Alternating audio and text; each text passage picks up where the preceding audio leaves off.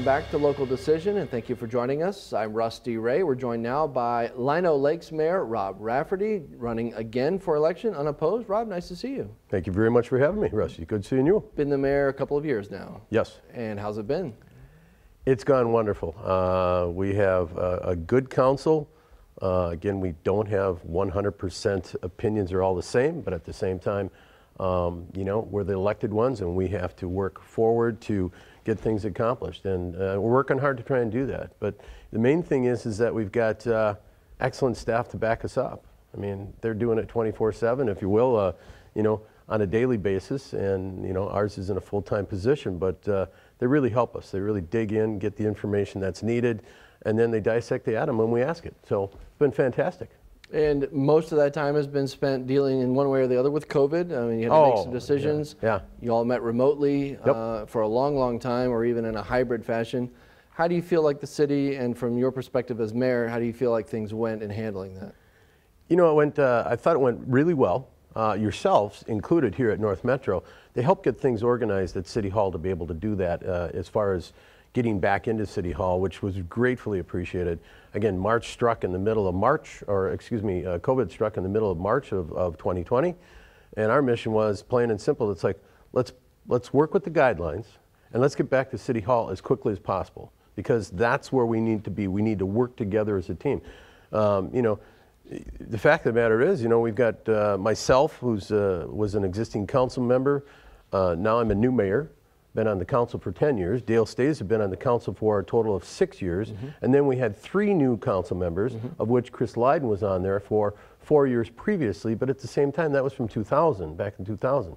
So things changed. We needed to get back together as a group and really try to, you know, again, try and do the best we could with what we had.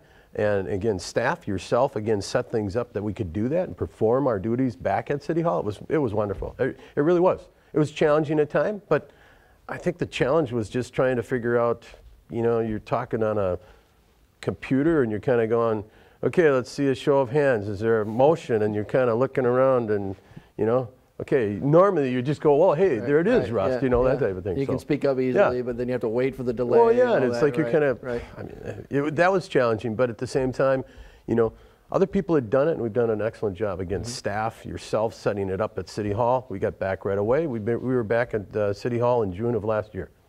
So. And pretty much since then, you've been talking about, one of the big things you've been talking about is what's left of the YMCA. The YMCA left town. The building is still sitting there, a great building right next to City Hall. And you and I have talked a lot about it. You're trying to find your way through this and trying to make the best decisions that you can. And that involves input from a lot of sources, I imagine. Absolutely.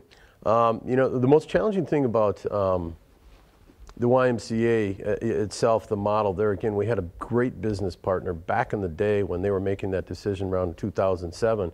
It was a 30-year agreement.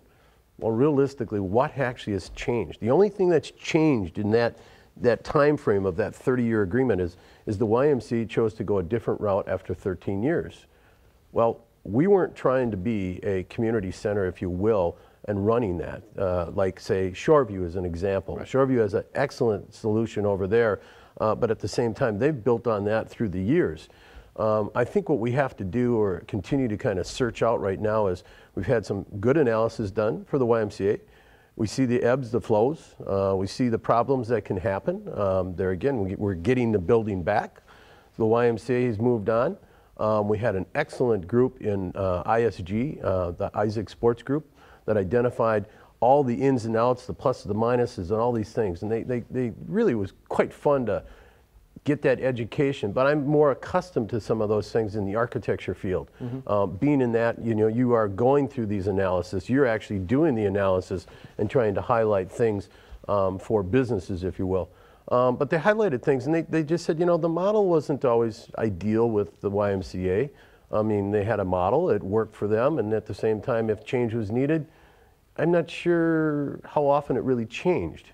But these guys were kind of creative in the fact that, at least in the presentation, which actually was it was done well. And, you know, one of the examples was, for example, the pool. If we're going to use the pool, you know, I mean, we can have scuba diving on the lower level and we can have swimming classes over the top. I mean, there's the utilization of time.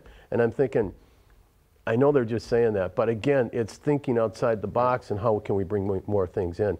And again, the mission is to try and, how do we get a community together? How do we get adjoining communities together? Circle Pines, Centerville, Blaine as an example. I mean, Blaine's got the sports center, but they don't have this type of a center. And so we've got some things that are going to be challenging for us. We've got a lot to do and little time to do it. Is it going to move forward in possibly a hybrid model, and what does that mean for the city? That's the toughest question that anyone can ask. I believe it has to go forward in a hybrid model because, again, we're not trying to be a community center like Shoreview, which I believe has, I don't know, I mean, if I'm not mistaken, when we did tours over at Shoreview and other community centers, Shoreview is like 10 or 12 full-time employees.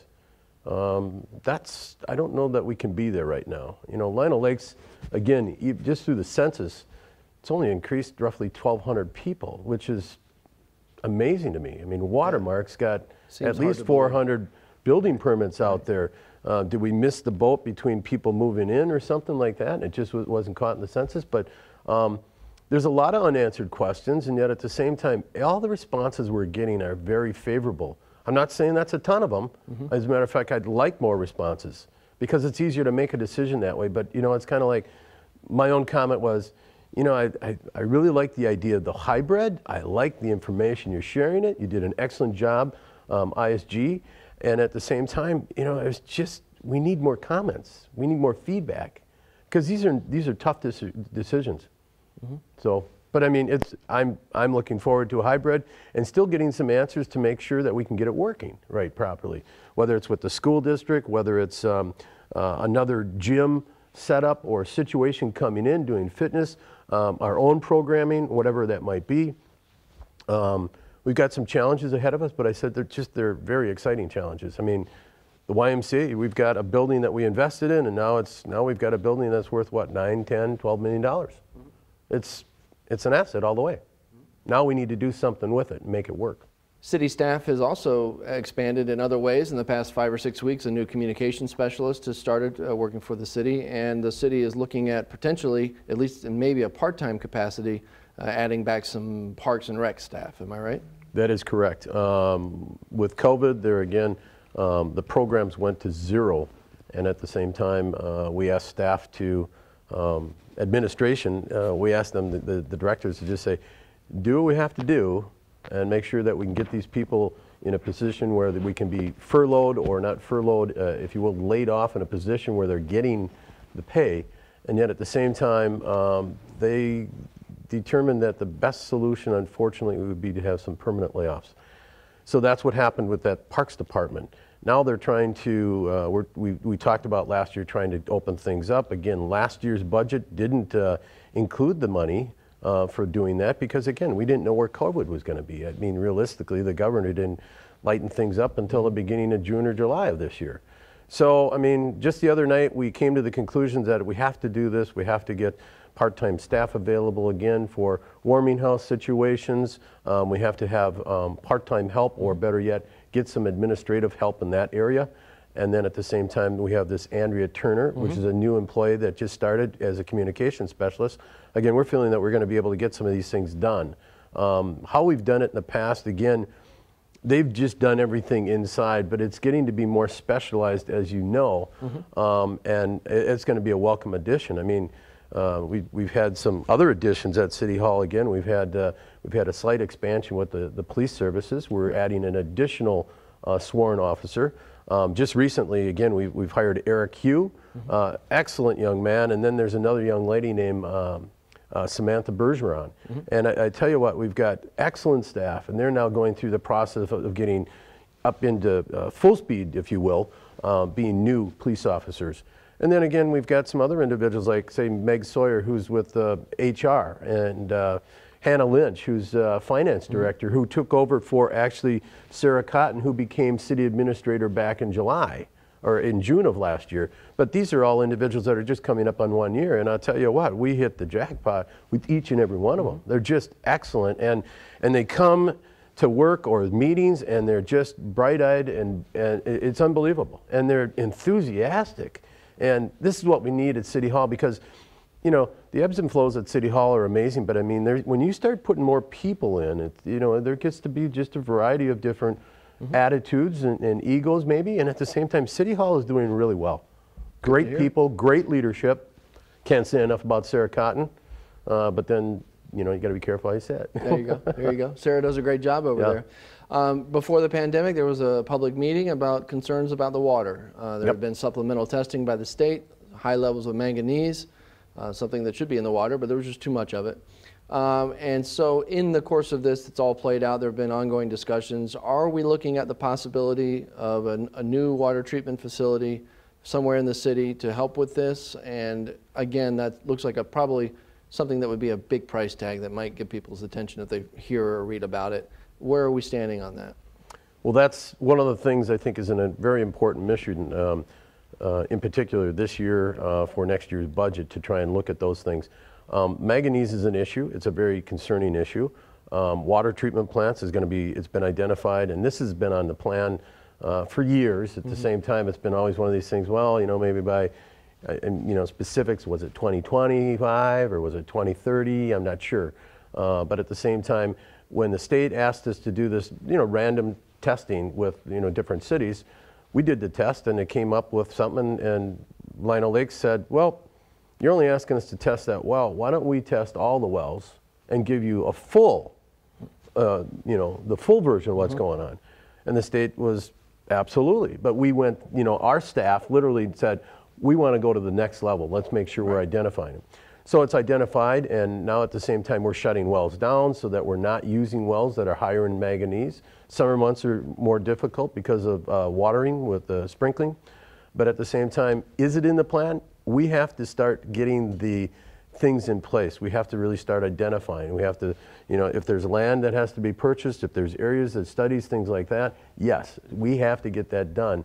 And right now we're still kind of looking for an avenue to do that. I mean, as a matter of fact, I think it's one of my main goals. I think is extremely important. Again, we have a public works facility that is, let's just say, quite used well, older, not modern at all.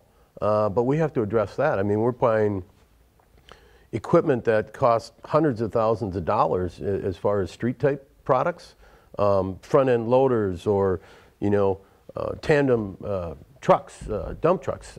We have to have a good place for it, and better yet, if there's a place for everything, then a well-organized situation is going to be far better than cubbyhole here and here and here. So we have to start kind of really addressing those needs by getting the seeds planted so that we can get these things going, as well as the water treatment plant. But water treatment is going to be a fantastic thing that's going to get done, but there's some different avenues for resources or dollars and cents through grant programs and things like that's going to work different than public works. So we've got to get these things in a row.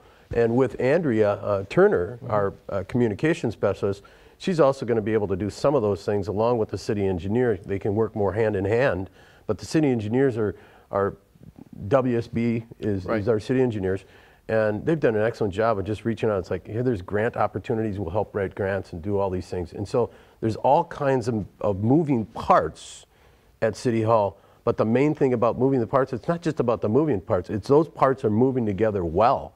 And moving together is the key. Moving is one thing, but moving together is the absolute must. But so those are the things we're trying to get in place. But we still have to address that through this year's budget, and we're not quite there yet as far as open discussion between all the council members and myself, and just saying, here's some of the directions I think we should be looking at, because these are the things, the seeds that we're going to have to take and get done. Building a water plant is going to take, let's just say it'd take a year, but it might take almost a year just to get plans in place, property in place, if that's what it is. So, I mean, nothing happens overnight. It takes a while, but that's the seeds that we got to get done and get those things in the planning process right now with trying to get plans together. You know, get the plans together such that our focus is such that, okay, we're doing that, but we're not going to just get them done, sit on them then for years. It's like, no, we need to get the ball rolling. So, something that will start to happen here pretty soon is work on the corner of Jay and Hodgson and the Ling Blumston, if I'm saying that correctly, development, and it's pretty unique for Lino Lakes. It's something that Lino Lakes doesn't really have in terms of the full range of senior living, and not just assisted living, but independent senior living and a variety of structures there. Also going to be some changes to that pretty busy intersection there on that corner of town. It seems like this is something that can really reshape that side of town. That is one of the most exciting projects you could ever ask for that could happen in Lino Lakes. The reason of the excitement is because it's been nothing against particular owners, if you will, of the 49 Club and things like that, but it's been a blighted corner because of that particular project that closed years ago, and because of that blighted, it's just been an eyesore. So the fact that the property is now bought by this particular group, we're going to have just a fabulous looking complex there. It has been approved at City Hall. That will be moving forward shortly. They may even dig ground or break ground, if you will, this fall.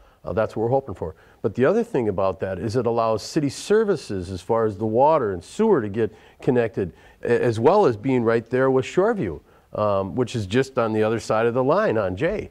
But the controlled intersection, all of those things, that particular thing, the property values will jump quite a bit just because of this complex. I mean, we're talking roughly, I've heard so many different numbers, but we could be in the range of a $40 million construction costs. And at the same time, there's other costs that are related to beds and lighting and engineering costs and architects. There's all these other things that added up to for that property owner. But I mean, it's going to be fabulous. It's just going to be just a complete transformation of that corner, and it'll be years away. But I mean, if the dirt is going to be broken maybe this year, then we're only a couple years away, and it's going to be just a huge transformation. And in terms of the road construction, if they can get Birch done in a summer like they did, I think anything's possible, right? Yeah, I'll tell you what, that Birch. I mean, I can't say enough about the commissioner, Jeff Reinhardt, who's a friend, former mayor, but at the same time, his staff, along with the city engineers in Anoka County and the project they did over there. It's fabulous. It really is. It's really moving things around, and they work so hard to try and address all the needs of the people that came to these open book meetings. And it's like, I think it's fabulous. A lot of people there got some new driveways that one family's going to stay in its house. They're going to build them a fence and a roundabout. It really came together, and a lot of people thought that was a city project. And no, it's county, I mean, it worked well. But we also worked with the county. The city did do portions of that because the city had to get it to, back up to the main drag, up to Birch Street. So there were some other corrections and things that were done in there, but the majority of it was Anoka County, and they did an excellent job. Can't say enough again for city engineers and Anoka County, plain and simple. They said they were going to do it, and they did it. And they opened that thing up. It was ready for school on September 7th, and it works great. And now it's starting to get the green grasses and all these things planted. It's like, oh my gosh, what a transformation. Good stuff. Yeah. Rob Rafferty, thank you for coming today. We appreciate it. Absolutely, thank you for having me, and my best to everybody here at the station. And again, can't say enough, and always be safe. Appreciate it. Thank you.